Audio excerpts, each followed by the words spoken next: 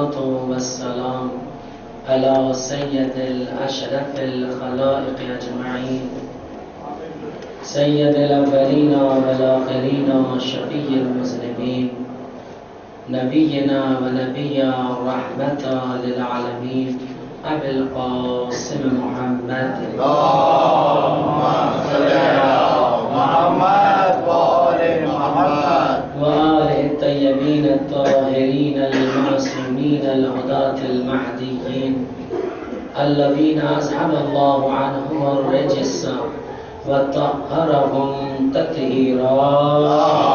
اللهم صل على محمد وآل محمد واللعنة الدائمة الباقية على أعداء الدين أجمعين.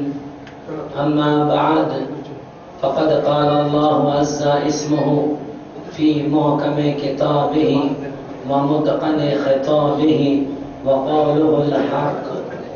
بسم الله الرحمن الرحيم. إنما وليكم الله ورسوله والذين آمنوا الذين يقيمون الصلاة ويؤتون الزكاة وهم راكعون. صلوات محمد. اللهم صل على محمد وآل محمد. عزیزان گرامی، معزز سامعین، قرآن کریم کی آیت کہ جسے آیہ ولایت کے نام سے یاد کیا جاتا ہے، اس میں 3 ولایت کا تذکرہ کیا گیا ہے. ایک ولایت الہی، ایک ولایت مصطفی اور ایک ولایت علی ابن ابی طالب علیہ السلام. اللهم صل على محمد وآل محمد. اللہ تعالیٰ نے اپنی ولایت اور سرپرستی اور حاکمیت کو مسلمانوں کے سامنے رکھا اور یہ آگاہ کرتے ہوئے کہ یہ مت سمجھنا کہ تمہارا ولی صرف اور صرف اللہ ہے، تمہارا حاکم صرف اور صرف اللہ ہے، تمہارا سرپرست صرف اور صرف اللہ ہے، بلکہ نہیں، اللہ کے ساتھ ساتھ تمہارا حاکم، تمہارا نگہدار، تمہارا سرپرست، تمہارا ولی ہے میرا رسول.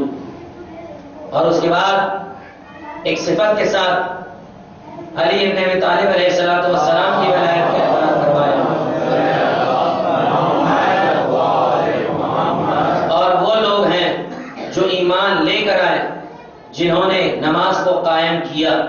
نماز پڑھنا الگ ہوتا ہے، نماز کو قائم کرنا الگ ہوتا ہے. دونوں میں فرق ہے عزیزان گرامی. پروردگار نے کہیں قرآن کریم میں یہ نہیں کہا کہ تم خالی نماز پڑھو، بلکہ جہاں بھی لفظ آیا ہے یقیمونا کا لفظ آیا ہے. سورہ بقرہ سے لے کر سورہ ناس تک دیکھ ڈالیے، اللہ نے بندگان خدا کو اسی طرح دعوت دی ہے. یقیمونا، نماز کو قائم کرو، یعنی خود بھی نماز پڑھو اور دوسروں کو بھی نماز کی طرف دعوت دو. یہ ہے مولا کی شان، یہ ہے مولا کی صفت کہ جو مومنین کے اندر پائی جانی چاہیے. اور اللہ تعالیٰ نے پھر بڑھ کر آواز دی، ہدی للمتقین. ہم نے اس قرآن کو متقین کے لیے نازل کیا ہے، یعنی اس قرآن کا پورا پورا فائدہ متقین کو ہوگا. قرآن بھی ہادی ہے، ہدایت کرنے والا ہے، مگر کس کی ہدایت کرتا ہے قرآن کریم؟ متقین کی ہدایت کرتا ہے. اور بڑھ کر عزیزان گرامی ذرا دیکھیے کہ پروردگار دو عالم کو کتنی محبت ہے ذات علی سے کہ پروردگار نے قرآن کو نازل کیا تو ہدی للمتقین بنا کر نازل کیا، علی کو نازل کیا تو امام المتقین بنا کر نازل کیا. نہ قرآن علی سے جدا ہو سکتا ہے، نہ علی قرآن سے جدا ہو سکتا ہے. اور کوئی جدا کرنے کی کوشش کرے وہ ہلاک ہو جائے گا، مگر قرآن علی کے ساتھ ہے، علی قرآن کے ساتھ ہے یا نہیں؟ ہدی للمتقین. تو اللہ کیا کہہ رہا ہے؟ صفت گرائی جا رہی ہے. یقیمون الصلاۃ، نماز کو قائم کرنے والے، ویؤتون الزکات، زکات کو ادا کرنے والے، وہم راکعون، حالانکہ کہ وہ حالت رکوع میں ہے. اور آپ جانتے ہیں کہ حالت رکوع میں کون تھا، کس نے زکات دی اور کس طریقے کی زکات دی. لیکن اس کے بعد والے واقعے سے بہت کم لوگ خبر ہے.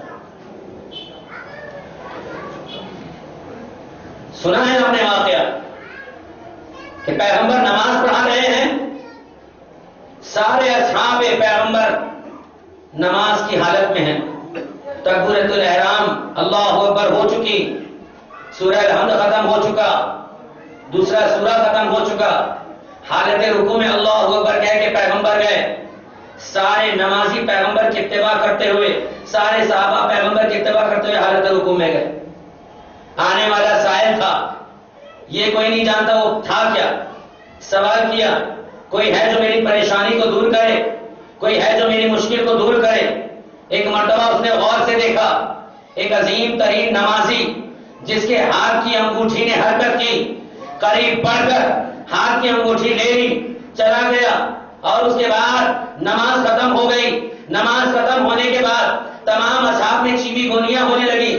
ہر ایک اصحاب علی کی طرف دیکھ کر کہتا تھا, علی تمہاری نماز صحیح نہیں ہے, دوبارہ نماز کو پڑھ لو. کہا اس کا فیصلہ کرنے والے تم کون ہوتے ہو؟ اس کا فیصلہ یا تو خدا کرے گا یا تو رسول کرے گا, یا تو خدا کرے گا یا اس کا رسول کرے گا. اس کے بعد پیغمبر اکرم کہنے لگے کہ دیکھو تم نے جس کی راہ میں زکات دی ہے یہ فیصلہ میں اسی پر چھوڑتا ہوں. پیغمبر بھی خاموش ہیں, اس لیے کہ پیغمبر کو علی کی نماز پر کانفیڈنس ہے, بھروسہ ہے, اطمینان ہے. پیغمبر خاموش ہو گئے. اب اس کے بعد جبرائیل آئے, میسج لے کر آئے, پیغام لے کر آئے, وحی لے کر آئے. پیغمبر آگے بڑھ کر کہتے ہیں کہ علی قریب آؤ. لوگوں نے سوچا کہ شاید علی کو کہیں گے کہ دوبارہ نماز پڑھ لے, مگر پیغمبر جیسے ہی علی قریب آئے, پیغمبر نے علی کی پیشانی کا بوسہ دیا, کہا سبحان اللہ, علی کی حالت رکوع میں زکات دینے کی ادا قرآن کی آیت بن گئی. حیدری حیدری ہمارے بابا سے بلند آ رہے سوال.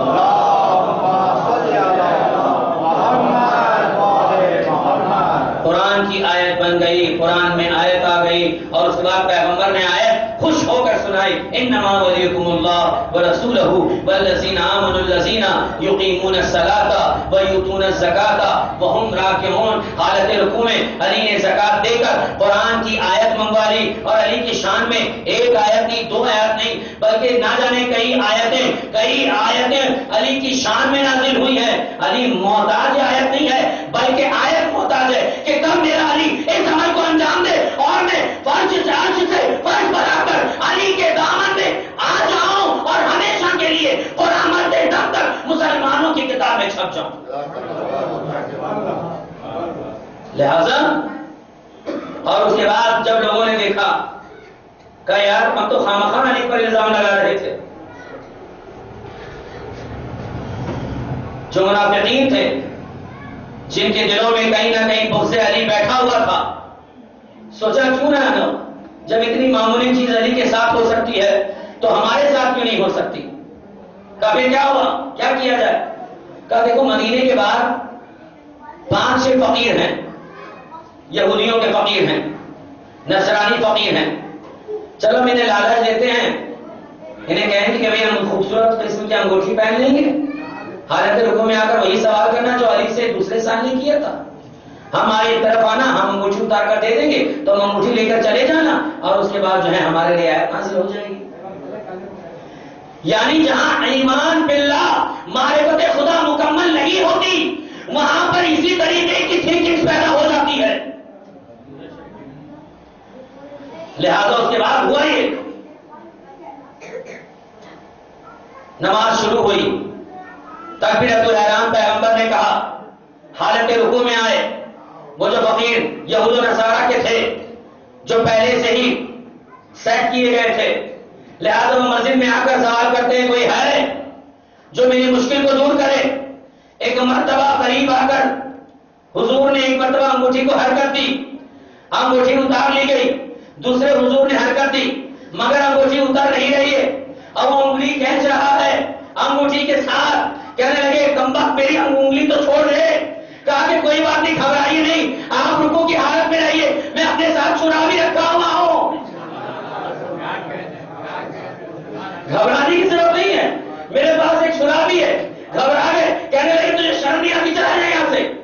بس ہوا یہ کہ اس کے بعد نماز تمام ہوئی. پیغمبر نے کہا کہ آپ کی نماز باطل ہے. کہا آپ کیسے کہہ سکتے ہیں؟ اس کا فیصلہ تو خدا کرے گا. کہا خدا نہیں کرے گا، محمد کرے گا. کہا کیوں؟ کل تو حالت رکوع میں علی نے بھی زکات دی تھی، ان کی نماز باطل ہوئی نہیں، ہماری نماز باطل ہوئی. تو کہا کہ بات یہ ہے کہ علی کی نماز میں خلوص تھا، تمہاری نماز میں خلوص نہیں.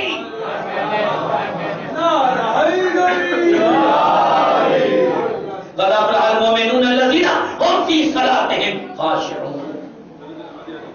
الا للہ الدین الخالص، اللہ کا دین خالص ہے.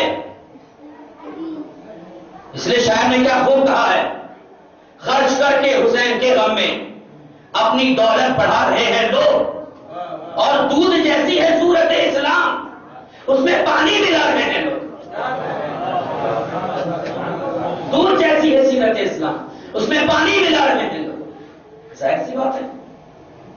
تو لہذا پیغمبر نے کہا کہ علی کی نماز میں خلوص تھا. علی کا جسم مصلی پر ضرور تھا، مگر علی کی روح عرش اعلیٰ پر خدا سے محو گفتگو تھی. علی کی نماز، علی کا کردار، علی کا خالص پن. اللہ اکبر. یقیناً عزیزان گرامی ایک جملہ کہہ کر آپ کی اذہان عالیہ کو اس بات کی طرف متوجہ کر دوں. مولائے کائنات اس عظیم ترین ذات کا نام ہے کہ جس کے نام سے ہر ایک پست انسان کو بلندی حاصل ہو جاتی ہے. پست انسان بھی اگر ہے، اگر اس کے لب پر خالی نام علی آ جائے تو وہ بھی منزل معراج تک آ جاتا ہے. کتنے ہی پست لوگ ایسے ہیں جنہیں علی کے نام نے بلند کر دیا. کتنے ہی پست لوگ ایسے ہیں جنہیں علی کے نام نے بلندی عطا کر دی. اور علی کا نام بلند ہے، اس لیے کہ علی کا مطلب ہے بلندی. نجف کا نمبر، نجف کا مطلب ہے اونچی جگہ. سمجھ نہیں عزیزان گرامی؟ تو لہذا ساری چیزوں کو بلندی عطا ہوتی ہے علی ہی کی ساتھ سے. وہ لمحہ دور نہیں تھا، ساری کائنات مکے مدینے کے پڑھے لکھے انسان در علی کے یہ لفظ بھی کہہ دو تو بجا نہیں ہوگا. پیغمبر کے زیادہ تر صحابہ کو یہ شک ہونے لگا تھا کہیں ایسا تو نہیں کہ علی خدا ہے. زیادہ تر افراد کو یہ شک ہونے لگا تھا کہیں ایسا تو نہیں کہ علی خدا ہے. اس لیے کہ ہم نے پیغمبر کو کبھی بھی زیادہ جنگ کرتے ہوئے نہیں دیکھا. جب بھی دیکھا پیغمبر آگے نہیں آتے تھے، علی کو آگے کر دیتے تھے. یعنی یہ سمجھ لیجیے کہ لوگوں کے عقیدوں میں، لوگوں کے ذہنوں میں رسالت کو خطرہ تھا، اللہ کی وحدانیت کو خطرہ تھا، مگر علی نے آگے بڑھ کر ذہنوں کے اندر جو چیز پڑھ رہی تھی، جو شک و شبہات پڑھ رہے تھے ان کو ختم کیا. رسالت کے بارے میں جو پڑھ رہے تھے انہیں ختم کیا، اور توحید خدا کے بارے میں جو پڑھ رہے تھے انہیں ختم کیا. علی کوئی معمولی ذات کا نام نہیں ہے، علی اس ذات کا نام ہے جس نے اللہ کی وحدانیت کو بتایا. علی اس ذات کا نام ہے جس نے نبی کی رسالت کو بتایا. اگر نہیں بتاتے تو ساری کائنات علی کو خدا پکارتی. اور کیسے بچایا؟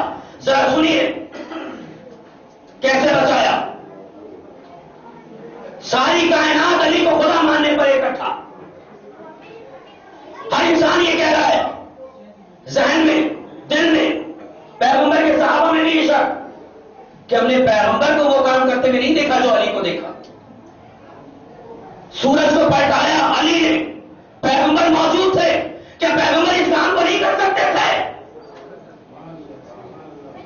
پیغمبر نہیں کر سکتے تھے؟ بالکل کر سکتے تھے، لیکن پیغمبر نے نہیں کیا. کس نے کیا؟ علی نے کیا. سورج کو پلٹایا. پیغمبر نے معجزے دکھوائے، لیکن سورج کو پلٹانا ایک الگ ہے. کب میدان اقتتال میں، میدان جنگ میں اگر پیغمبر جاتے تو کیا خیبر کی جنگ فتح نہیں ہوتی؟ ہو جاتی. مگر کیوں آپ علی کا انتظار کرتے رہے اور علی کو ہی حرم دیا؟ لوگوں کے دلوں دماغ میں یہ طرح کے شک پیدا ہونے لگے، دلوں میں، عقیدوں میں یہ شک پیدا ہو گیا کہیں ایسا تو نہیں کہ علی ہی معاذ اللہ معاذ اللہ معاذ اللہ معاذ اللہ خدا. اللہ کی توحید کو خطرہ، پیغمبر کی رسالت کو خطرہ. اب کیا تو کیا کیا جائے؟ ایک مرتبہ علی نے کہا چونکہ میں نے وعدہ کیا ہے دعوت ذوالعشیرہ میں کہ اے پیغمبر میں آپ کا ساتھ دوں گا، خدا کی توحید کا ساتھ دوں گا، خدا کی توحید کو پروان چڑھانے والا، خدا کے کلمے کی حفاظت کرنے والا علی ہے، لہذا رسالت کی بھی جان بچانے والا، رسالت کی عظمت کو برقرار رکھنے والا علی ہے۔ لہذا ایک مرتبہ مجمع صحابہ کے سامنے آ کر نبی کی رسالت کو بچاتے ہوئے علی نے یہ کہا کہ تمہیں شک کرنے کی ضرورت نہیں ہے، بس اتنا سمجھو کہ محمد کا میرا رشتہ کیا ہے، انا عبد من عبید محمد، میں محمد کا غلام ہوں۔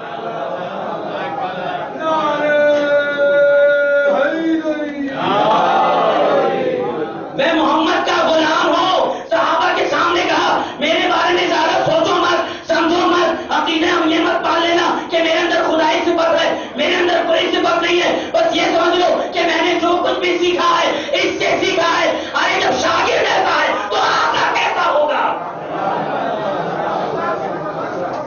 رسالت بچ گئی، اب وحدانیت خدا کو بچانا ہے۔ قسیم النار والجنت ہے علی، اور دامن عصمت میں ترک اولا کا دھبا بھی نہیں پایا جاتا۔ اتنی بازور شخصیت، کائنات کے زیادہ تر لوگ علی کو خدا ماننے پر اکٹھا ہو گئے، مگر ایک مرتبہ علی نے ان کے بھی ذہنوں کا اصالہ کیا۔ مسجد کوفہ میں بیٹھے ہوئے ہیں، ایک بہت بڑا نصیری کا قافلہ اور نصیریوں کا ایک سردار مولا کائنات کا دیدار کرنے کے لیے کوفہ آیا۔ معلوم کیا لوگوں سے کہ ہمارا خدا کہاں ہے؟ لوگوں نے کہا بھاگو یہاں سے، خدا کوئی دکھنے والی چیز ہے؟ اللہ تو نور ہے۔ کہنے لگے نہیں، اللہ نور ضرور ہے مگر تم اس نور کو نہیں دیکھ سکتے، ہم اس نور کو دیکھ سکتے ہیں۔ تم نے نور کو دیکھا ہی کب ہے؟ تمہارے درمیان میں نور تھا مگر تم نے نور کی قدر نہیں کی۔ یہ جواب دے رہا ہے نصیری کے قبیلے والا سردار، تمہارے درمیان میں نور تھا مگر تم نے نور کی قدر نہیں کی۔ ان لوگوں کو بیٹھا دیا نور کی جگہ پر جن کو یہ تمیز بھی نہیں تھی کہ بسم اللہ کہاں سے نکلتا ہے، اونٹ کون ہے، اونٹنی کیا ہے۔ ہم نصیریوں کا مقابلہ کرو گے؟ تو کہنے لگا اچھا ٹھیک ہے، کس کو تلاش کر رہے ہو؟ کہا کہ ہمارے خدا علی کو تلاش کر رہے ہیں۔ کہا مسجد میں جو ہے اندر جاؤ گے تو تمہیں تمہارا خدا مل جائے گا۔ کہنے لگے ہمارا خدا مسجد میں نہیں ہے، ہمارا خدا ہر جگہ ہے۔ ہم جب بھی گرتے ہیں یا علی کہتے ہیں، ہمارے یہاں بچہ پیدا ہوتا ہے خوشخبری آتی ہے تو ہم سبحان اللہ الحمدللہ نہیں کہتے، یا علی کہتے ہیں۔ کھانا کھاتے ہیں یا علی کہتے ہیں، دشمنوں کے درمیان میں جاتے ہیں یا علی کہتے ہیں، کام کرنے کے لیے بیٹھتے ہیں یا علی کہتے ہیں۔ ہمارا خدا ہر جگہ ہماری مدد کے لیے حاضر اور ناصر ہے۔ کہنے لگا چلو تمہارا خدا مسجد میں مل جائے گا۔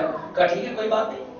سردار نے کہا چلو بھائی ہمارے ساتھ چلے، چونکہ خدا کی توحید کو خطرہ ہے، ذہنوں میں اور دلوں میں یہ ہے کہ خدا جو ہے وہ علی ہے، لہذا علی نے توحید کو کیسے بچایا یہ سن لیجئے، رسالت کو بچا لیا یہ تو آپ نے سن لیا۔ لہذا یہ سردار آیا اور آنے کے بعد مسجد کے چاروں طرف دیکھتا ہے، کیا دیکھا کہ ایک ضعیف آدمی ہے جو اپنے زانوں سے روٹیاں توڑ رہا ہے، روٹیاں نہیں ٹوٹ پا رہی ہیں۔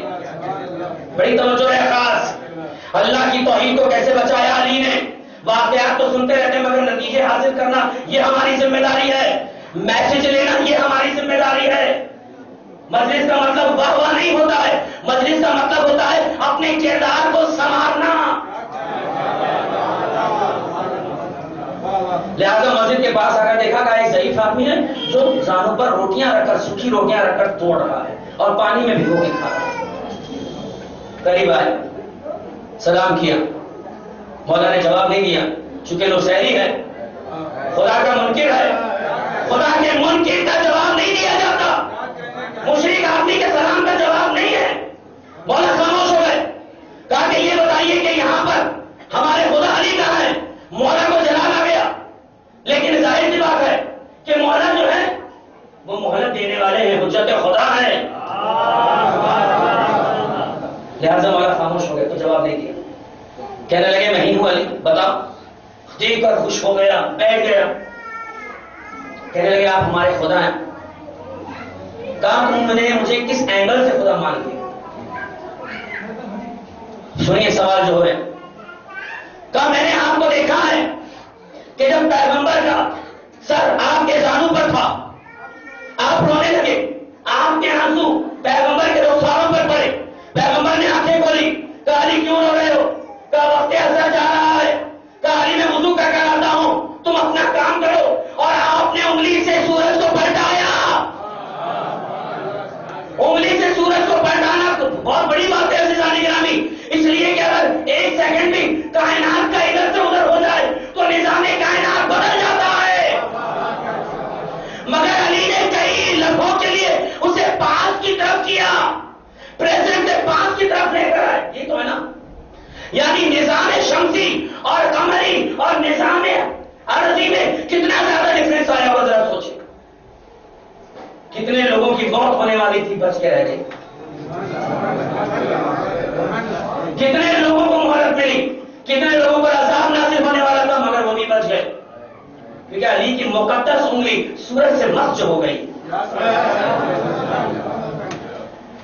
لہٰذا اس کے بعد وہ کہنے لگا کہ آپ نے سورج کو پلٹایا، اور میں نے وہیں پر کھڑے ہو کر دیکھ لیا اور جا کر اپنے قبیلے والوں سے بتایا، کہا کہ افسوس کا مقام تو یہی ہے کہ تم نے سورج کے پلٹانے کو تو دیکھا مگر سورج کے پلٹانے کے بعد ارے اس کی شبیہ میری شبیہ جس پروردگار کی بارگاہ میں جھک رہی تھی تو نے وہ نہیں دیکھا، اگر وہ دیکھ لیتا تو اس علی کے خدا کو پہچان لیتا۔ سلام پڑھے محمد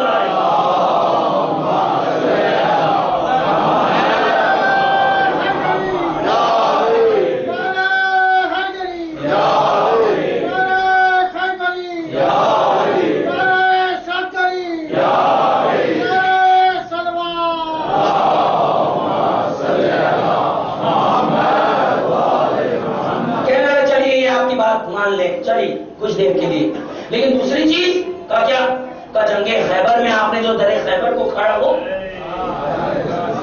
ایک انگلی سے اکھاڑا، وہ کسی معمولی انسان کی بات نہیں ہے، آپ بھی نے اکھاڑا اور وہ بھی اس انگلی سے، تو مولا نے کہا اچھا ٹھیک ہے، دیکھا سب لوگ جمع ہیں، سب دیدار کر رہے ہیں، سب کہہ رہے ہیں دیکھو یہ ہمارے خدا ہیں، دیکھو یہ ہمارے خدا ہیں، کتنے سادہ خدا ہیں، کتنے اچھے خدا ہیں، دیکھو یہ ہمارے خدا ہیں، سردار گفتگو کر رہا ہے، سب دیکھ رہے ہیں۔ اتفاق سے مولا نے دیکھا کہ یہ لوگ کچھ زیادہ ہی خدائی نگاہ سے علی کو دیکھ رہے ہیں، لہذا توحید کو بچانے کے لیے علی نے پھر سوکھی روٹی اٹھائی اور توڑنے کی کوشش کی، ٹوٹ نہیں رہی علی سے، توڑنے کی کوشش کر رہے ہیں، ٹوٹ نہیں رہی ہے۔ ایک مرتبہ سردار، ایک مرتبہ لوگوں نے دیکھا کہ یہ روٹی سوکھی تو ٹوٹ نہیں رہی ہے، آگے بڑھ کر کہتے ہیں کہ سردار 2 منٹ کا کام ادھر آئیے، وہ سردار اٹھ کر آیا، کہنے لگے ہمارا خدا ہے، کہاں؟ کہا یہ وہی ہے جس نے سورج کو پلٹایا، کہاں؟ کہا یہ وہی ہے جس نے میرے خیبر اکھاڑا، کہاں؟ کہا اس سے تو ایک سوکھی روٹی نہیں ٹوٹ رہی، اس سے تو ایک سوکھی روٹی نہیں ٹوٹ رہی ہے، یہ کیسا خدا ہے، اس کے پاس کیسی طاقت ہے؟ ایک مرتبہ شک و شبہ پیدا ہو گیا، قریب آ کر کہتا ہے کہ اے ہمارے خدا ایک بات کہنا ہے۔ کہا کیا؟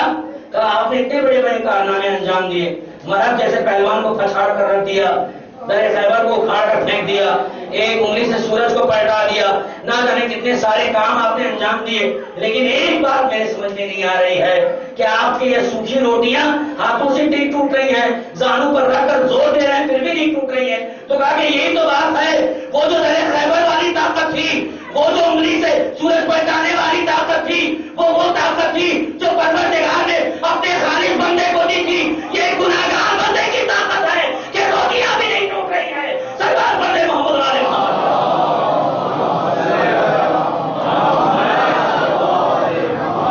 یہ حقیر و فقیر بندے کی طاقت ہے، مسکین کی طاقت ہے، یہ نہیں ٹوٹ رہی۔ لہٰذا یہی تو میں سمجھا رہا ہوں تمہیں کہ میں خدا نہیں ہوں، خدا کا بندہ، اب ضعیف ہوں، ضعف بدنی و رقت جلدی و دقت قلبی، سب چلے گئے۔ کہا کہ دیکھو سب سے بڑی طاقت کا مالک وہ پروردگار ہے، لا یمکن الفرار من حکومتک، تم سب جگہ سے راہ فرار اختیار کر سکتے ہو مگر اللہ کی حکومت سے راہ فرار اختیار نہیں کر سکتے۔ جہاں بھی رہوگے اللہ کی حکومت میں رہوگے، اور اللہ نے 3 لوگوں میں حکومت بانٹ دی ہے، ایک اللہ کی حکومت، ایک رسول کی حکومت اور ایک علی کی حکومت۔ ولی کا مطلب یہ نہیں ہوتا دوست، ولی کا مطلب ہوتا ہے حاکم، مالک، سرپرست جو کسی کا محتاج نہ ہو، پوری کائنات جس کے دروازے پر آ کے محتاجی کا اظہار کرے، اسے کہتے ہیں حاکم۔ لہذا علی بن ابی طالب علیہ السلام نے خدا کی توحید کو بچایا، خدا کی وحدانیت کو بچایا، رسالت کو بچایا، وجہ ساری دنیا آج علی کو خدا کے بنائی اور بتا دیا کہ اللہ کا بندہ کیسے بنا ہے۔ افسوس کا مقام یہ ہے عزیزان گرامی کہ اللہ کا بندہ بننا بہت مشکل کام ہے، آسان نہیں ہے۔ یہ تو پروردگار دو عالم کی قدرت ہے کہ اللہ تعالیٰ نے ہمیں محمد اور آل محمد جیسے ائمہ دیے، رہبر دین دیے کہ ہم جتنا بھی اللہ کا شکر ادا کریں کام ہے، اور اللہ تعالیٰ نے ہمیں دین مبین پر پیدا کیا ہے جس کا تقابل نہ اولین میں ممکن ہے نہ آخرین میں ممکن ہے۔ اور عزیزان گرامی یہ بھی ایک بات اپنے ذہنوں میں رکھ لیجئے، چونکہ عزاداری کا موقع ہے اور عزاداری تو میں نے 8 دن تک چلتی رہتی ہے۔ کل میں نے آپ کی خدمت میں عرض کیا تھا کہ عزاداری دل سے ہونی چاہیے، دل و دماغ سے ہونی چاہیے اور معرفت کے ساتھ ہونی چاہیے۔ معرفت کا مطلب میں نے کل بتا دیا تھا، معرفت جہاں ہوتی ہے وہاں پر نہ بھوک دیکھی جاتی ہے نہ پیار دیکھی جاتی ہے، بس حکم امام دیکھا جاتا ہے۔ فرض بھی کہ ابھی بھی کچھ ملا نہ ملے لیکن ہمیں روحانی رضا مل جائے گی۔ یہ جذبہ لے کر جب انسان فرش عزا پر آئے گا تو یقیناً عزیزان گرامی وہ مجلس یقیناً خالصتاً لوجہ الحسین، خالصتاً لوجہ الامام زمانہ۔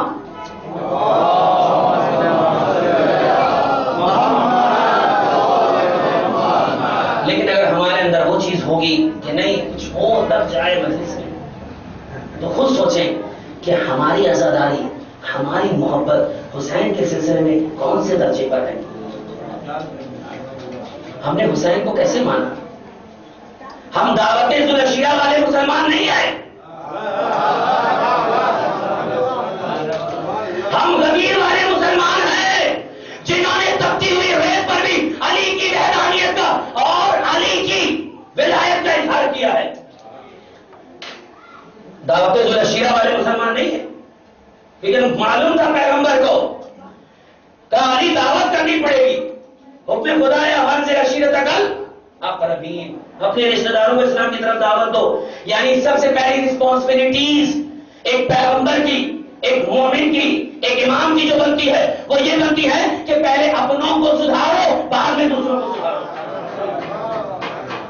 آپ نے وہ کہاوت سنی ہوگی جو انگلش میں تھی مگر اس کو اردو میں ٹرانسلیشن کر دیا گیا ہے کہ اگر آپ کسی پہ ایک انگلی اٹھائیں گے تو 4 انگلیاں پڑھ کر آپ کی طرف اشارہ کریں گی کہ اس کے اندر تو ایک برائی نکالو ہے، 4 تو آلریڈی تیرے اندر موجود ہے، پہلے یہ 4 کو دور کر بعد میں ایک کی طرف دیکھ۔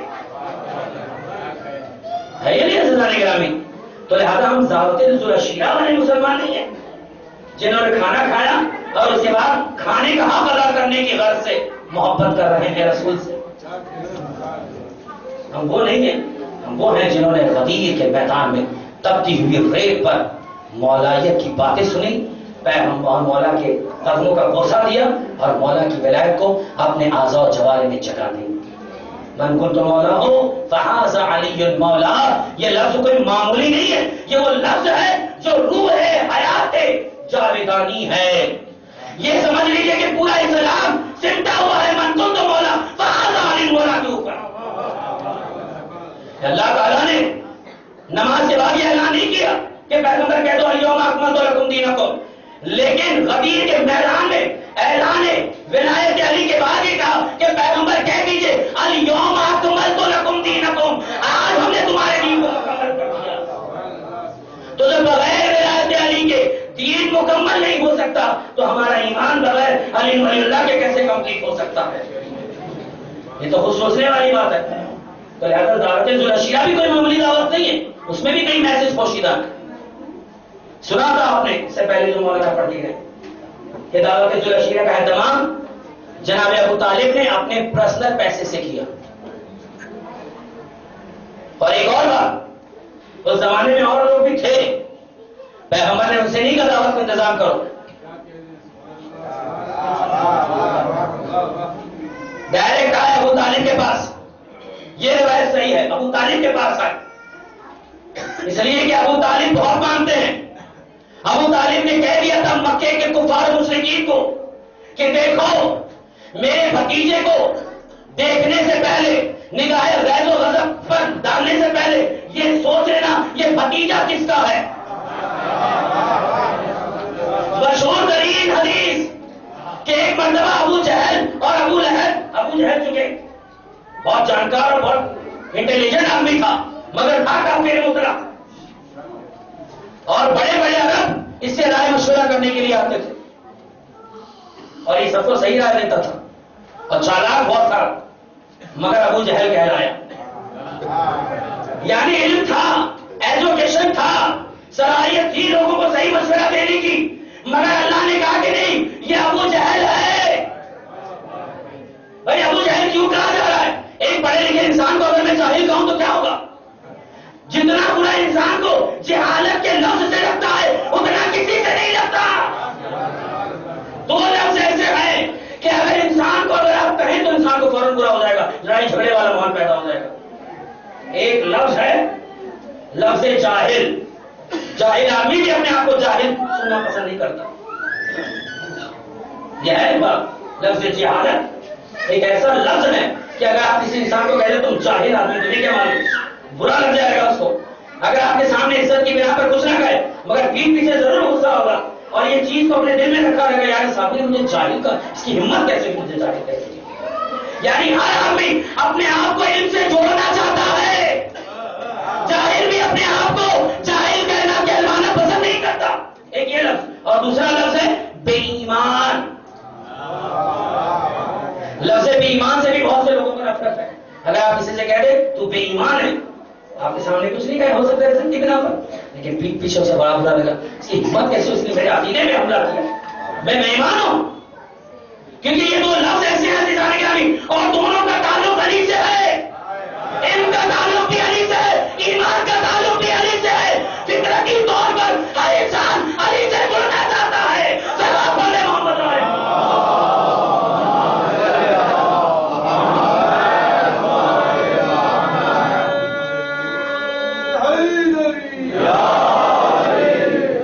ہر انسان فطری طور پر علی سے اپنے آپ کو جوڑنا رکھنا چاہتا. ہر انسان، میں نے مسلمان نہیں کہا، ہر انسان کا، ہر انسان چاہے وہ کسی بھی کلچر کا کیوں نہ ہو، کسی بھی سوسائٹی کا کیوں نہ ہو، اگر آپ اسے آنے سے کہتے کریں یا پھر اس کو آپ بے ایمان کہیں اس کو برا لگے گا. کیونکہ یہ اتنا عظیم ترین لفظ ہے کہ ہر انسان اس سے متمسک رہنا چاہتا ہے. وہ الگ ہوں گے کہ جنہیں خلافت کے بعد بھی یہ کہنا پڑے کہ کاش میں بطخ ہوتا، کاش میں اونٹ ہوتا، کاش میں بھیڑ ہوتا، کاش میں کتا ہوتا. صلوات پڑھنے محمد علیہ محمد.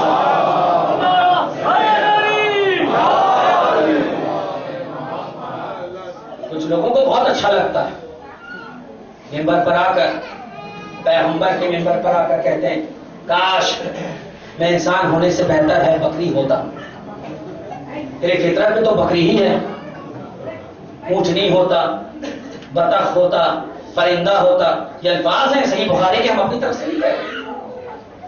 لیکن جو انسان ہوتا ہے، انسان ایک کامل ہوتا ہے، وہ ہمیشہ کہتا ہے اگر جاہل کہیے تو برا لگے گا اور اگر بے ایمان کہیے تو بھی برا لگے گا. فطری طور پر ہر انسان کے اندر علی سے محبت ہوتی ہے. مگر ایک مرتبہ چھانک کر دیکھیں، فطرت میں ٹنڈول کر دیکھیں کہ یار میں اپنے آپ کو جاہل نہیں کہنا سکتا، میں چاہتا ہوں لوگ مجھے عالم کہیں. میں اپنے آپ کو جو ہے بے ایمان نہیں کہلوا سکتا. میں ایمان والا نہیں. ایمان ہے کس کے پاس؟ کون ہے ایمان کی چڑھ؟ بہت مشہور ترین ایک واقعہ نیا گزرا ہے. آپ نے علی گڑھ یونیورسٹی کا نام سنا ہوگا. کچھ سالوں پہلے علی گڑھ یونیورسٹی میں ایک بہت بڑا پروگرام ہوا تھا جہاں پر الگ الگ مختلف قسم کے علماء کو بلایا گیا تھا.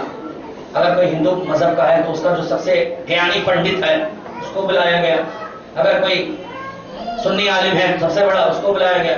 شیعہ عالم جو سب سے بڑا اس ٹائم اس کو بلایا گیا. کچھ علماء کو بلایا گیا اور اس کے بعد اسٹوڈنٹ کے سامنے یہ بات رکھی گئی. کچھ اسٹوڈنٹ جو تھے جو شیعہ کے مخالفین تھے انہوں نے پہلے سے یہ کہہ دیا کہ یہ شیعہ ابو طالب کو بہت زیادہ مانتے ہیں،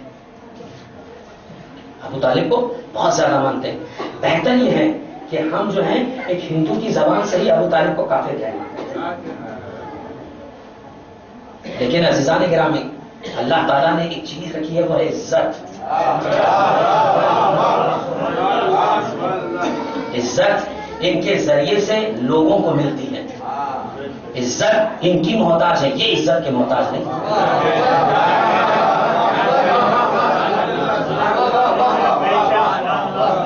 لہذا پروگرام سٹارٹ ہوا, ہر مولوی نے اپنے حساب سے گفتگو کی. پنڈت جی کھڑے ہوئے, گیانی پنڈت ہیں, مسلمانوں کی بھی کچھ ہسٹری کا علم ہے. ایک مسلمان لڑکا کھڑا ہوتا ہے, کہتا پنڈت جی ہم آپ سے ایک سوال کرنا چاہتے ہیں. کہا پوچھیے. کہا آپ کا ابو طالب جو رسول اللہ کے چچا ہیں ان کے ایمان کے بارے میں کیا خیال ہے؟ تاکہ کافر کی زبان سے ابو طالب کو کافر کہلوائے. پنڈت نے ایک مرتبہ دیکھا لڑکی کی طرف, اور دیکھنے کے بعد کہا دیکھو میں ابو طالب کے بارے میں کچھ زیادہ جانتا تو نہیں ہوں, مگر ایک بات ضرور جانتا ہوں, ابو طالب کے بیٹے کا نام ہے علی, اور علی کل ایمان کو کہتے ہیں. ارے جس کا بیٹا کل ایمان ہو اس کے باپ کے ایمان کے بارے میں کیا پوچھ رہا ہے؟ صلوات پڑھیں محمد علیہ محمد.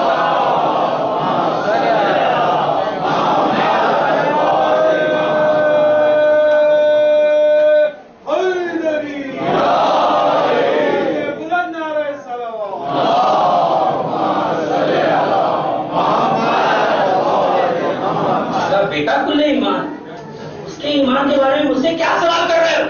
خاموش ہو گئے. نعرے حیدری وہاں بھی لگا, جو شیعہ افراد نے انہوں نے لگایا, اس لیے کہ نعرے حیدری فتح اور جیت کی نشانی ہے, اور باطل کے منہ پر ایک تماشا ہے. جب جب نعرے حیدری لگے گا سمجھ لیجیے اتنے ہی زیادہ پتھر ان کے دلوں پر بھی پڑ رہے ہیں, ان کے ذہنوں پر بھی پڑ رہے ہیں.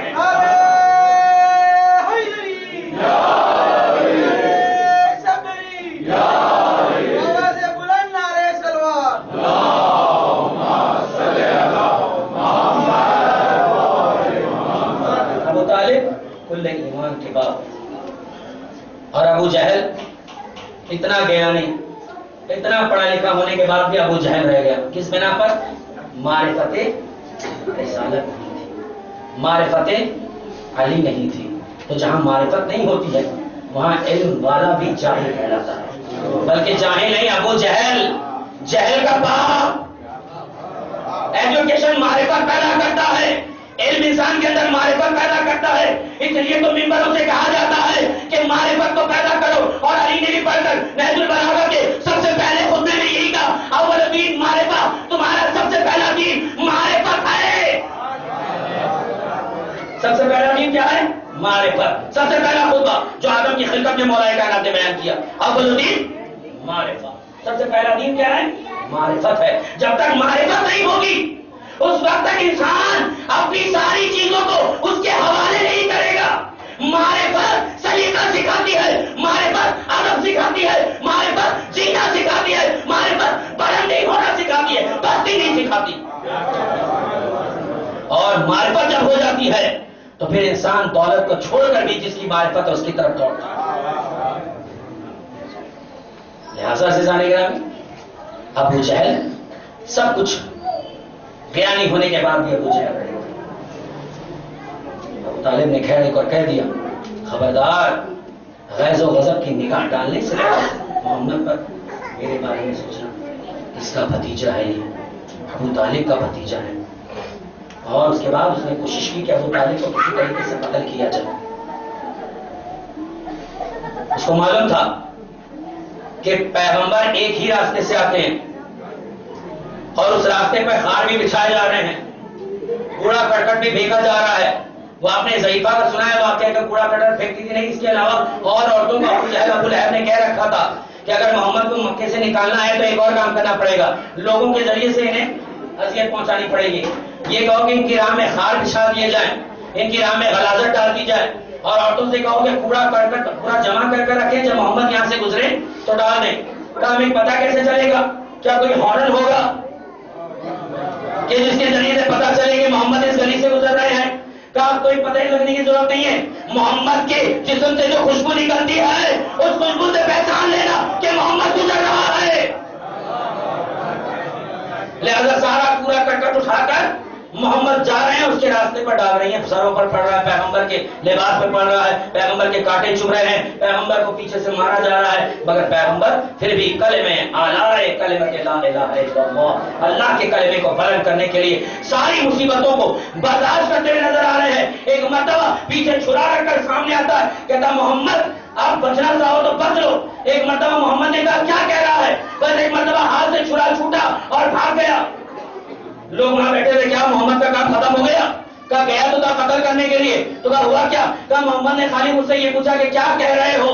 محمد کا یہ کہنا تھا کہ میرے جسم لرزنے لگا۔ ارے محمد کے کیا کہنے پر جب اتنی شجاعت کا اثر ہے، اگر میدان میں محمد آ جائے، اگر میدان میں محمد آ جائے تو کتنے ابو جہل رائے فرار اختیار کرتے ہوئے ملیں گے۔ سلام پڑھ رہے محمد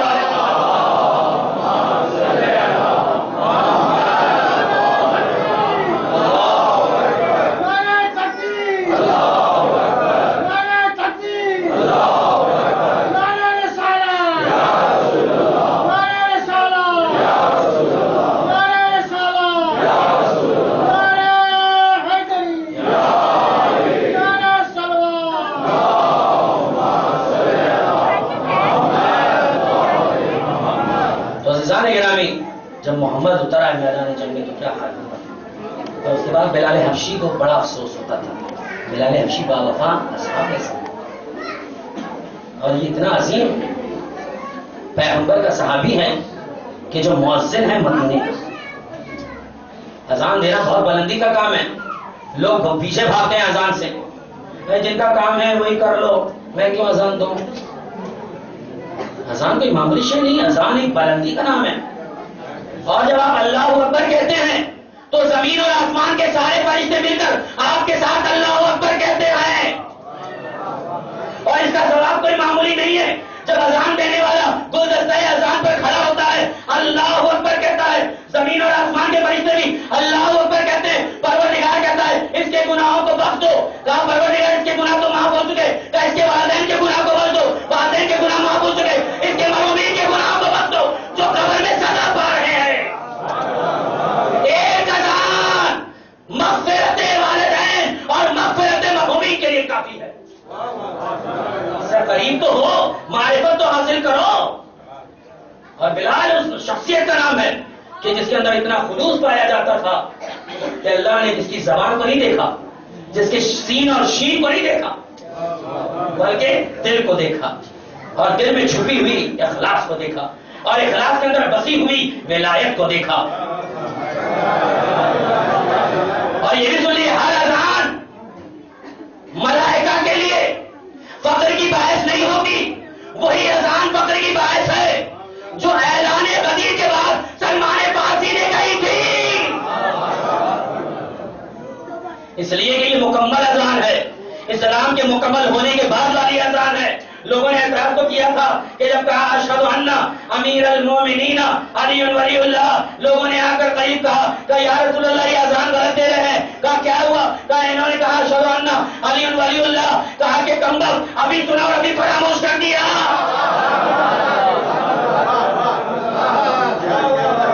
ابھی سنا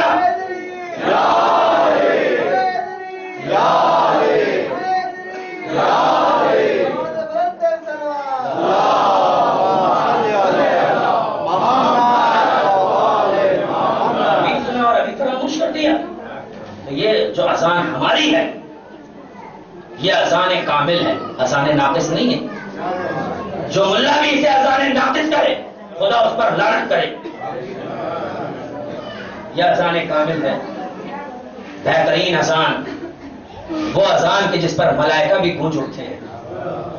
یہاں مؤذن نے اللہ اکبر کہا، ولایت علی بن ابی طالب علیہ السلام کی محبت میں بھرپور ہو کر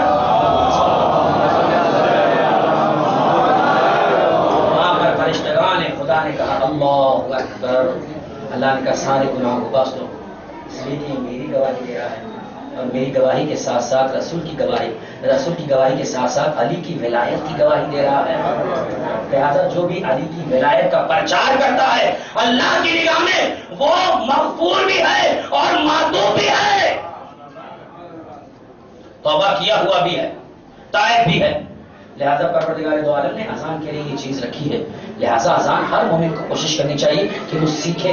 اس لیے عزیزان گرامی بچپن میں جب بچہ پیدا ہوتا ہے تو دائیں کان میں اذان، بائیں کان میں اقامت کہی جاتی ہے. کچھ اذان وہ ہوتی ہے جو ناقص ہوتی ہے، کچھ اذان وہ ہوتی ہے جو کامل ہوتی ہے. اس لیے کہ جب ابھی بچہ آیا ہے عالم دنیا میں، لہذا باپ نے اور قریب ہو کر کہا اللہ اکبر، اور علی کی ولایت کو پہلے ہی اس کے کانوں کے ذریعے سے اس کے جسم کے خون کے رگوں میں پہنچا دیا.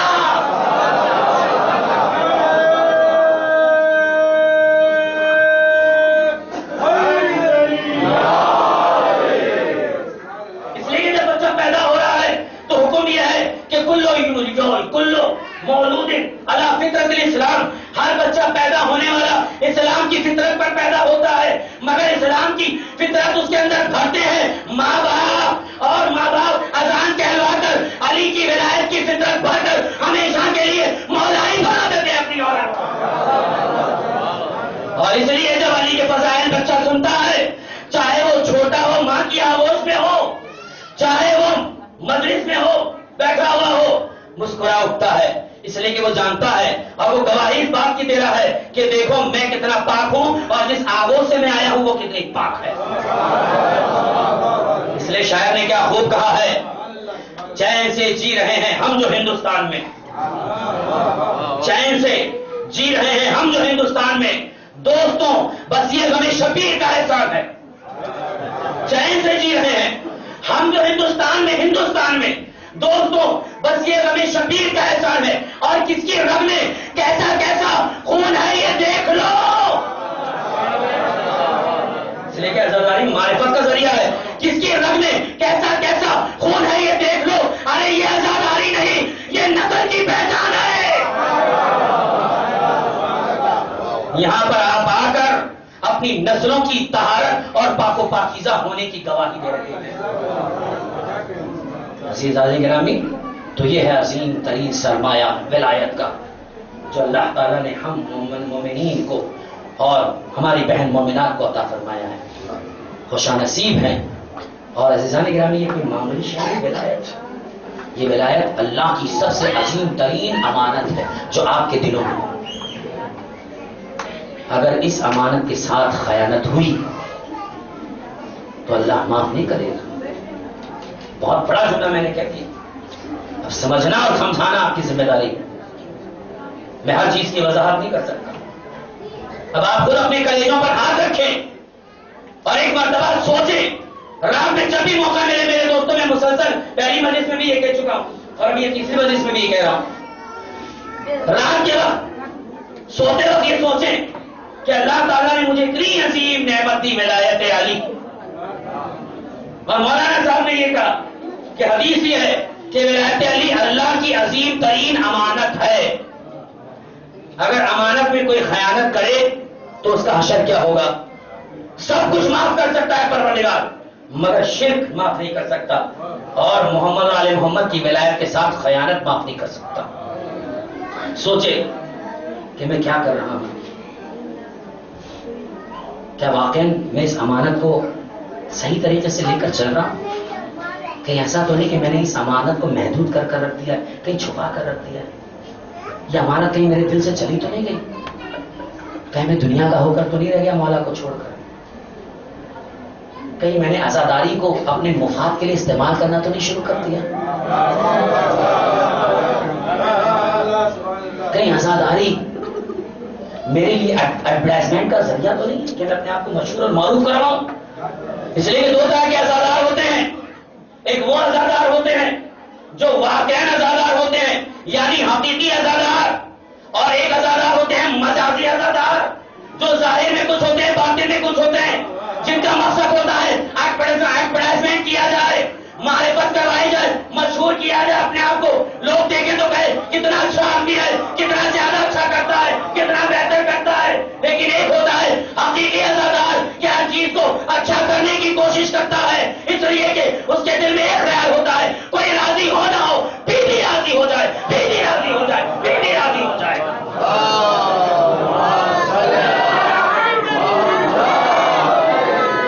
اگر یہ جذبہ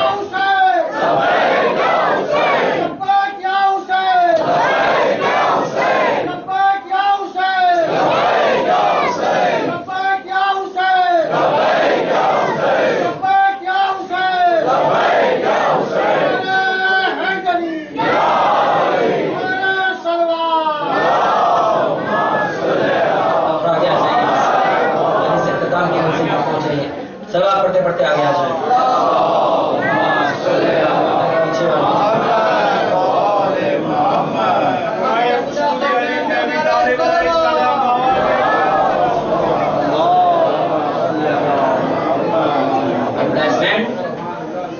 یہ حقیقی لوگوں کا کام نہیں ہے، مجازی لوگوں کا کام ہے. سب سے بھاری ذاکر بلایا جائے گا. بھاری کیا ہوتا ہے بھائی؟ مجھے تو آج تک سمجھ میں نہیں آیا بھاری اور ہلکا کیا ہوتا ہے. میں نے تو ہلکا اسی کو پایا کہ جس کے دل میں ولایت علی نہ ہو. سب سے بھاری وہی ہے جس کے دل میں علی کی ولایت ہو. سب سے بھاری ایڈورٹائزمنٹ کی یہ شکلیں ہیں. سب سے بھاری ذاکر کو بلایا جائے. نمبر 1 ٹاپ پہ جو ہے، ٹاپ کیا ہے؟ بی بی زہرا اگر قبول کر لیں تو وہ ٹاپ اینڈ ٹاپ ہے. اس سے بڑا ٹاپ کوئی نہیں ہے. اس لیے کہ اگر وہ قبول کر لیں تو سب سے بڑی ٹاپ. لیکن اگر قبول نہ کریں تو، اور ذاکر میں 2 طرح کے ہوتے ہیں. یہ بات میں بالکل بردستہ کہہ رہا ہوں، مجھے ڈرنے کی عادت نہیں ہے کیونکہ میرے پیچھے حیدر کرار کا ہاتھ ہے. ذاکر بھی 2 طرح کے ہوتے ہیں. ایک ذاکر وہ ہوتا ہے جو لوگوں کو لبھانے کے لیے گفتگو کرتا ہے، اور ایک ذاکر وہ ہوتا ہے جو حق کے مجلس کو ادا کرنے کے لیے گفتگو کرتا ہے. 2 گفتگو ہوتی ہے. سب سے بڑا ذاکر بلایا جائے گا، سب سے نامچین ذاکر کو بلایا جائے گا. اس کی فوٹو دی جائے گی، اس کا لقب کے ساتھ نام دیا جائے گا اور رکھا جائے گا ان کی جانب سے ہیں، یہ ہے، تبرک کا انتظام ہے، بہترین تبرک ہے، یہ ہے، وہ ہے. اور اس کے بعد پھر وہ بعد میں مجلس کے بعد کہے گا بھی، لوگ اگر تعریف کریں کیا زبردست ذاکر بلائے تھے، بہترین کھانا تھا، مزہ آ گیا. اور پھر اس کے بعد جیسے اس کے پاس نہیں یہ بات گفتگو آئے گی، فوراً وہ کہے گا ارے بھائی اتنا پیسہ خرچ ہوا، 1.5 لاکھ خرچ ہو گیا، 2 لاکھ خرچ ہو گیا. جہاں امید نہیں ہوتی وہاں یہی الفاظ جاری ہوتے ہیں. ارے جہاں امید ہوتی ہے، ارے میں اپنے بچوں کو بیچ کر بھی آزاداری حسین کروں گا. ایڈورٹائزمنٹ پہ نہیں آزاداری، آزاداری خلوص، آزاداری کی بنیاد خلوص پر ہے، تب یہ ہمیشہ باقی رہے گی. اگر مجاز پر رکھیں گے تو فوراً فنا ہو جائے گی. آزاداری کی بنیاد خلوص پر ہونی چاہیے. اخلاص ختم نہیں ہوتا، اخلاص کو ختم کرنے والا ختم ہو جاتا ہے. اخلاص باقی رہتا ہے. عزیزان گرامی، آج کربلا میں اور کربلا کے 72 شہداء میں اتنا خلوص تھا کہ بھوک و پیاس میں بھی جنہوں نے حسین کی مدد کی، حسین نے پہلے ہی کہہ دیا تھا کہ میرے ساتھ جاؤ گے تو بھوک بھی ہے، پیاس بھی ہے، مشکلات بھی ہے، گرمی بھی ہے، ساری چیزیں برداشت کرنی پڑیں گی. کہا مولا ہماری آپ کی ولایت ہمارے دل و جان میں ہے اور ہم نے آپ کو امام اخلاص کے ساتھ مانا ہے، زبردستی نہیں مانا ہے. جہاں زبردستی ہوتی ہے وہاں ایڈورٹائز ہوتا ہے، جہاں خلوص ہوتا ہے کوئی ہو نہ ہو ہم جائیں گے. سلوات پڑھیں محمد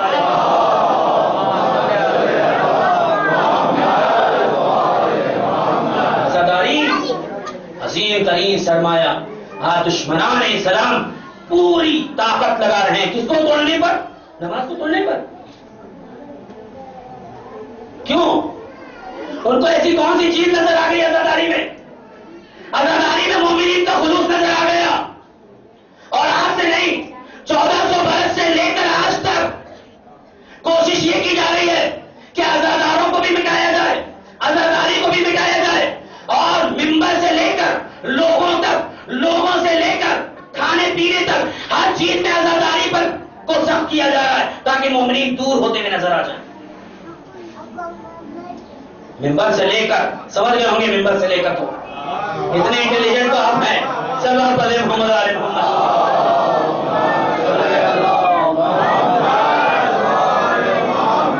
اس لیے کہ انہیں یہ علم ہے کہ عوام جو ہے وہ عالم کی بات بہت مانتی ہے، ذاکر کی بات بہت مانتی ہے، کیونکہ اس کو الفاظ کی چادر میں لپیٹ کر خوبصورت بنانا آتا ہے. لہذا بہتر یہ ہے کہ ان کو تھوڑا سا اپنی طرف رجحان کیا جائے. جو با ایمان تھے، جن کی محبت واقعاً امام کے لیے تھی، لہذا انہوں نے کبھی اپنی محبت کا سودا نہیں کیا. سینوں پہ گولیاں کھائیں ممبر کے اوپر، حق بات کہتے ہوئے نظر آئے. لیکن جن لوگوں نے اپنی زمین کا سودا کر لیا، اپنی محبت کا سودا کر لیا، عوام کے سامنے کچھ کہتے ہیں، پیچھے کچھ کہتے ہیں.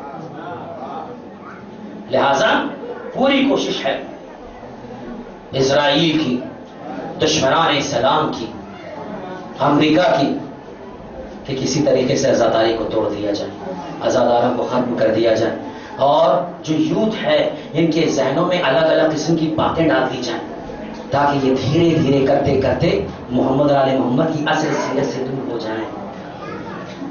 اور جب یہ دور ہو جائیں گے تو ہم کامیاب ہو جائیں گے. لیکن آج آپ کی موجودگی، آپ کا وجود، آپ کا مجلسوں میں بڑھ چڑھ کر حصہ لینا اس بات کی دلیل ہے کہ ہم سب کچھ کر سکتے ہیں، مگر اس عزاداری کے ساتھ کبھی بے وفائی نہیں کر سکتے. اس لیے کہ ہماری رگوں میں اور ہماری ضمیر میں جو محبت پرواز کر رہی ہے، جو محبت پروان چڑھ رہی ہے، وہ محبت ہے عباس وفا کی، وہ محبت ہے علی اکبر کی، وہ محبت ہے حبیب ابن مظاہر کی، وہ محبت ہے آن محمد کی، وہ محبت ہے جناب علی اصغر کی. اس محبت کے آگے ساری محبت ناکام ہے. یقیناً عزیزان گرامی، انشاءاللہ کل کی مجلس میں مولا عباس کے زندگی پر مختصر روشنی ڈالی جائے گی. میں مختصر اس لیے کہہ رہا ہوں کیونکہ کوئی بھی یہ نہیں کہہ سکتا کہ ہم نے پوری طرح سے امام کی زندگی یا مولا کی زندگی آپ کی خدمت میں بیان کر دی. ہماری جو نگاہ ہے وہ ناقص ہے، ہمارے پاس کامل علم نہیں ہے، ناقص علم ہے. کامل علم امام کے پاس ہے. امام علم کا سمندر ہے، اور اس کا ایک قطرہ امام نے اپنے چاہنے والوں کے اندر ڈال دیا ہے. بس یہ سمجھ لیجیے.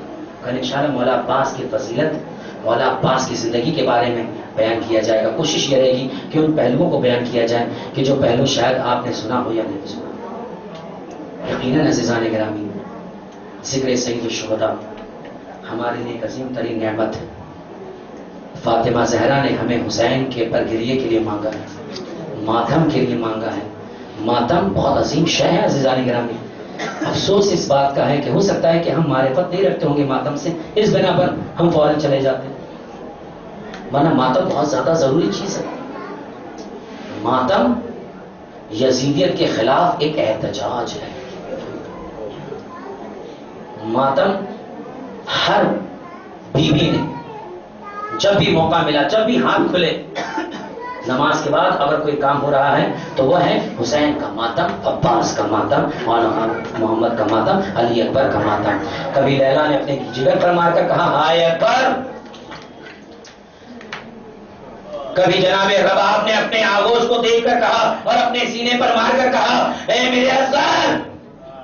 کبھی قاسم کے سر کو دیکھ کر آواز دی جناب ام پروان نے کہ اے میرے لال قاسم.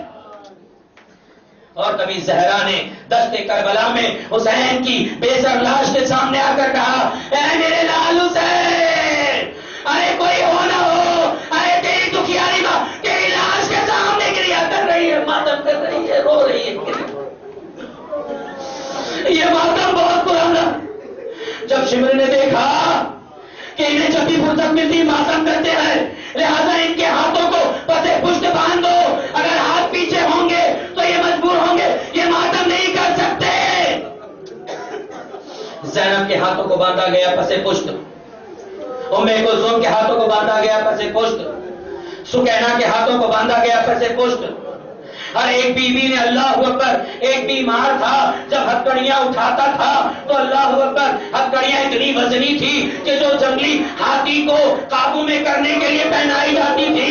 اور ایک جس میں لاغر، جس میں نازنین زین العابدین زنجیروں کو اٹھاتے تھے، ایک ہاتھ کلیجے پہ رکھ کر حسین کی لاش کا رو کر کر کہتے تھے السلام علیکہ یا ابا عبداللہ الحسین، یا حسین. اللہ اکبر. ماتم کی لیے بڑی پرانی ماتم ہمیں زینب نے سکھایا، ماتم ہمیں جناب زین العابدین نے سکھایا. اس ماتم سے راہ فرار اختیار نہ کرے مومنین. اس ماتم کو انجام دیجیے. یہ ماتم فاطمہ زہرا کی خوشنودی کا سبب ہے. جب آپ ماتم کرتے ہیں نا تو فقط آپ ماتم نہیں کرتے ہیں, ارے وہ بھی ماتم کر رہا ہے معصوم کہ جس نے 35 سال خون کے آنسو روتے روتے گزار دیے. جب آپ ماتم کے لیے ہاتھ بلند کرتے ہیں, بیمار کربلا ہمارے عزاخانوں کی چوکھٹ سے کھڑا ہوتا ہے, آئے حسینہ وائے حسینہ کہہ کر اپنے کلیجے پر مارتا. اور بی بی زہرا کے ساتھ آئی ہوئی وہ بچی کہ جسے ثانیہ فاطمہ کہا جاتا ہے. ثانیہ زہرا تو جناب زینب کو کہا گیا, لیکن ثانیہ فاطمہ سکینہ کو کیوں کہا گیا؟ کہ جو مصیبتیں زہرا نے 18 سال کی عمر میں اٹھائی, ان سے زیادہ مصیبتیں اس بی بی نے 4 سال کی عمر میں بتائی.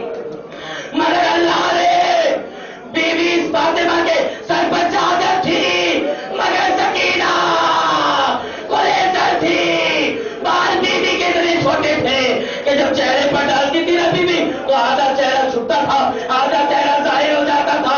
بی بی نے دونوں ہاتھوں سے اپنے چہرے کو چھپایا تھا. شمع جب تازیاں آنے لگاتا تھا, رخساروں پر تماچے لگاتا تھا, کبھی سکینہ کا ہاتھ زخمی ہوتا تھا, کبھی رخسار زخمی ہوتا تھا. انا للہ وإنا إليه راجعون. عزم بقضائه وتسليما لعمره سيعلم الذين ظلموا أي منقلب ينقلبون. إلهي بحق الزهراء وابيها وبالها وبنيها. بار الحق کے واسطہ محمد علی محمد کا ہمارے ذکر تلی کو اپنی بارگاہ میں قبول فرما. پروردگار جو پریشانی حالم کی پریشانی کو دور کر, جو مومنین بیمار ہیں انہیں صحت عنایت فرما, جو مومنین مقروض ہیں ان کے قرضوں کو ادا فرما. پروردگار جہاں جہاں بھی شیعہ حیدر کردار ہیں, خصوصاً عراق, شام, بحرین, لبنان, افغانستان, پاکستان, ان کی جان و مال, عزت اور آبرو کی حفاظت فرما. پرچم اسلام کو سر بلند فرما, دشمنان اسلام کو نیست و نابود فرما. شہزادی زہرا کو ہماری ازر سے راضی و خوشنود فرما. شہزادی زہرا کے رومال اقدس میں ہمارے گناہگار آنسوؤں کو جگہ عظیم عنایت فرما. پروردگار ہمارے مرحومین کی مغفرت فرما. پروردگار عامر بیمار کا واسطہ, پروردگار جو مومنین حج و زیارات پر جانے کے متمنی ہیں ان کی عظیم حاجت کو اپنی بارگاہ میں قبول فرما. پروردگار دشمنان اسلام کو نیست و نابود فرما. پروردگار امام زمانہ کے ظہور میں تعجیل فرما. ہم سب کو ان کے آثر و احوال میں شمار فرما. فتقبل منا انک انت السمیع العلیم. یو کے علی عباس صاحب کے مرحومین اور جملہ مرحومین مومنین اور مومنات کی روح کے لیے ایک سورہ فاتحہ.